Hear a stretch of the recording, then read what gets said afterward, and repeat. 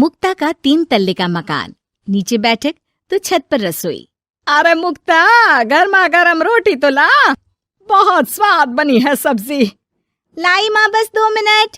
मुक्ता की दौड़ जो सुबह शुरू होती तो रात में जाकर रुकती। ऊपर नीचे करते करते पूरा शरीर थक जाता, लेकिन माँ, मैं आपके पैर में तेल लगाकर ही सोऊंगी, नहीं तो मुझे नींद नहीं आएगी। अरे जीती रहे बेटा, लेकिन तू थक जाएगी, वैसे भी तुझे 3 तल्ला चढ़ना है अभी। कैसी बात कर रही है माँ जी, मैं तो आज बहुत देर तक सोई थी, तो नींद कहाँ आएगी। सास को कब नींद लग जाती पता ही नहीं चलता। अगले रोज, अरे मुक्ता, जरा सामने ठेले वाले से आलू तो ले आ, 5 किलो पापड़ बना देती हूँ। होली आ रही है, मेहमान आएंगे तो क्या कहेंगे कि इन लोगों के घर तो कुछ बना ही नहीं। माँ, मैंने सब बना लिया है, आप चिंता मत करिए। होली वाले दिन दही बड़ा और पकौड़ों का इंतजाम भी कर लिया है मैंने। सास को लगता है जैसे उसे न जाने कितनी गुणी और अच्छी बहू मिल गई। एक दिन मुक्ता की बुआ सास उन लोगों के घर आती है। अरे भाभी, आपने तो हीरा बहू पाई है बिल्कुल। हर एक काम को ऐसे कर रही है जैसे कि रोबोट।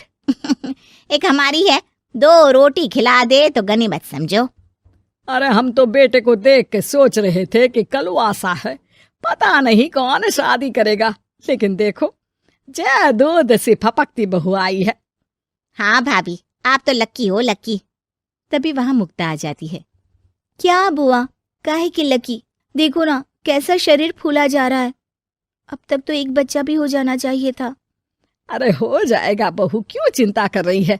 कर्म कितने अच्छे हैं तेरे, तुझे तो जुड़वा बच्चे होंगे, एक बिटिया और एक बिटवा। होता भी ऐसा ही है। मुक्ता को 2 बच्चे एक साथ होते हैं। मुक्ता, जल्दी से ऑफिस के लिए खाना बना दो, मुझे देर हो रही है। हाँ, लेकिन जरा ये छोटे वाले को तो पकड़ लो, तब तक मैं रोटी सेक देती हूँ। मुक्ता सारे घर का काम बड़े ही मगन होकर करती। क्या पति, क्या सास, क्या बच्चे, रिश्तेदार, सभी की जरूरतों का ख्याल वो बखूबी रखती। लेकिन भाई चांद को भी ग्रहण लग जाता है। वैसे ही मुक्ता को भी एक दिन लग जाती है किसी की नजर। दूर के रिश्ते की चाची कहती है, और बहन जी, आपकी बहू तो फुर्ती से काम करती है, बच्चा होने के बाद भी सारा दिन लगी रहती है। इसके हाथ का खाना भी इतना टेस्टी है, लगता है जैसे होटल का खा रहे। बस फिर क्या था, वो तो चली जाती है, लेकिन लग जाती है नजर मुक्ता को। शाम के वक्त, मुक्ता, कहाँ है बहू? हाँ माँ जी, बोलिए, क्या हो गया? बच्चे को सुला रही हूँ। अरे बेटा, जरा चाय तो पिला दे। हाँ हाँ, जरूर बना लीजिए, मुझे कमरे में ही दे देना माँ जी, बहुत थकान लग रही है। थकान है? भगवान, ये क्या बोल रही है, इसके मुंह से तो ये शब्द मैंने आज तक नहीं सुना। अगली सुबह, अरे मुक्ता, आज खाने का डब्बा इतना हल्का क्यों है? वो इसलिए क्योंकि मैंने सिर्फ रोटी और दाल बनाई है। अरे लेकिन मुक्ता, मैं तो नाश्ता, दिन का खाना, फिर शाम का स्नैक्स, फ्रूट, सलाद, ये सब लेकर जाता हूँ। कहाँ है ये सब? अरे कैसी बात कर रहे हैं आप, इतना सारा खाना तो मैं 4 दिन में नहीं खाती, जितना आप 1 दिन में बनाने की बात कर रहे हैं। ना जी ना, मुन्ने के साथ जितना हो पाएगा उतना ही करूंगी मैं। मुक्ता की बात सुनकर पति हैरान रह जाता है। तभी वहां बुआ सास आ जाती है। अरे मुक्ता, मेरे नाती का जन्मदिन है, भूल गई क्या? आज शाम को आना, और मुक्ता थोड़ा जल्दी आ जाना, मेरी बहू का हाथ बटा देना। किचन में वो तेरी तरह स्मार्ट तो है नहीं कि फट फटाक से काम कर ले। अरे बुआ, कैसी बात कर दी, फट फटाक से काम कैसे हो जाएगा?